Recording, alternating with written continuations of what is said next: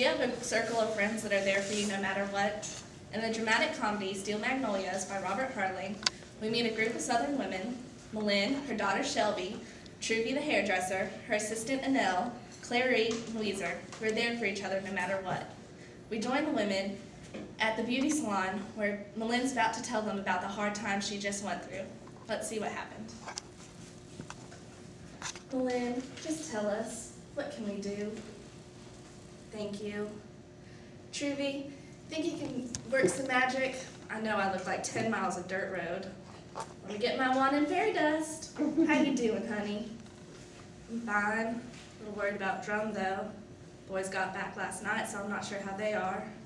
Jackson. He's got his hands full with Jack Jr.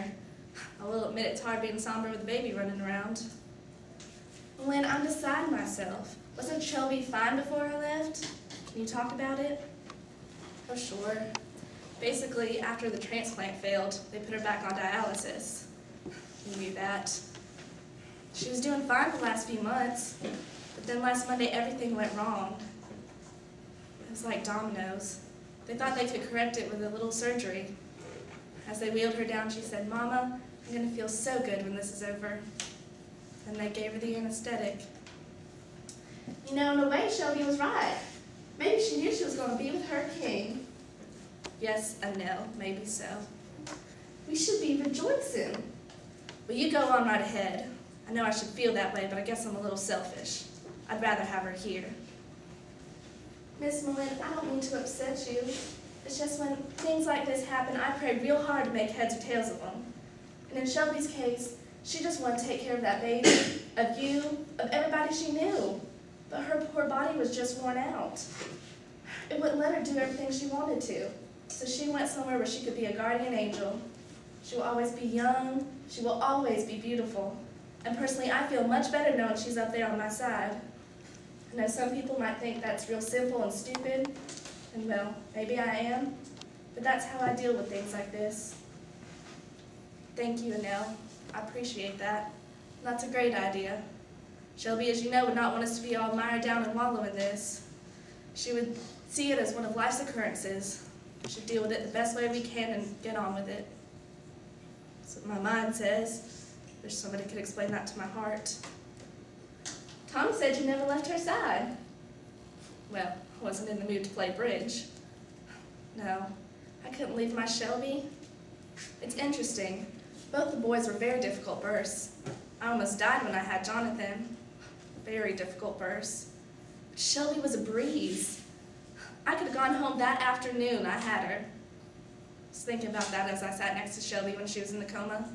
I'd work her legs and arms to keep the circulation going. Told the ICU nurse we were doing our Jane Fonda.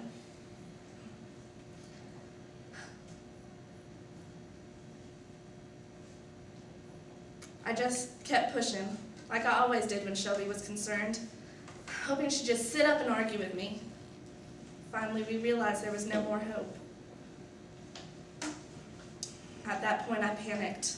I didn't think I'd be able to survive the next few minutes when they turned the machines off. Drum left, he couldn't take it. Jackson left, he couldn't take it. But I couldn't. Struck me as amusing. Men are supposed to be made out of steel or something. I couldn't leave. I sat there and I held Shelby's hand as the sounds got softer and the beats grew further apart. Until it was all quiet.